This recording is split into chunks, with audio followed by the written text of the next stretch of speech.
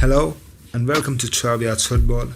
I'm here with an in-depth analysis of two world-class midfielders, Frenkie de Jong, who is known for his press resistance, ball retention and dawdling runs in midfield, and N'Golo Kante, who is known for his tenacity, positional sense and an exceptional work rate. We'll primarily analyze the former in the offensive phase when the ball is in our possession and the latter in the defensive phase when the ball is with the opposition. This is done in order to provide an all-round idea of how two midfielders with contrasting playing styles operate for their teams. The midfield is one of the most demanding positions in football, and some of the best players in the game play in this zone. In the words of Toni Kroos, dominating the midfield is the most important thing in modern football. To succeed, you have to be good at everything. Before we get into the video, do consider subscribing, as it really helps a small channel grow. It's free, and for a new channel like mine, every single subscriber matters and is highly appreciated. Now, let's jump into it. There are three essential attributes for a midfielder: awareness, vision, and movement. Here, we can see Frenkie continuously scanning the pitch. He checks his shoulder in order to be aware of the possible threats from the opposition players. The ability to quickly assess the situation is important to increase composure on the ball, and scanning the pitch is one of the easiest ways to dramatically change your game. In order to see the bigger picture and think several passes ahead, it's important to know what's happening around us. In this footage, we can see Blind being drawn towards Lucas Vazquez, while Modric tries to exploit this by making a penetrative run between the CBs, as a lot of space has been left unattended. Since both Blind and Tagliafico are out of position, Frenkie goes for Blind. This prevents a clear-cut chance for Modric, who is forced away from the goal, and even his attempted pass is recovered. Sometimes it's not really necessary to keep the ball in your possession in order to help your team. Modric can be seen marking de Jong in order to minimize his influence. To counter this, Frenkie dropped deep and moved wide in order to create space and passing lanes for his teammates, even though he isn't directly involved in the game. Frenkie often positions himself in the space between the opposition midfielders in order to be always available for receiving the pass from his teammates. For Ajax, de Jong frequently dropped into the back three when the ball was in their position. This created a numerical superiority against the opposition's press, and the team could comfortably play out from the back. Here, Frenkie's first touch into space completely off-balances the far-north press here.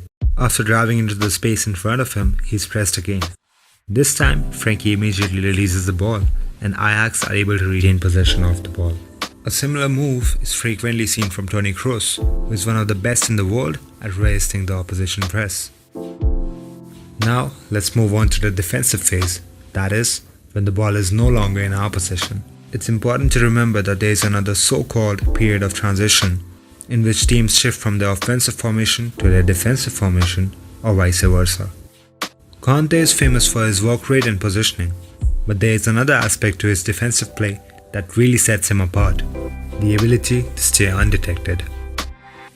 Here, Kante stays behind the opposition and prefers to stay low profile.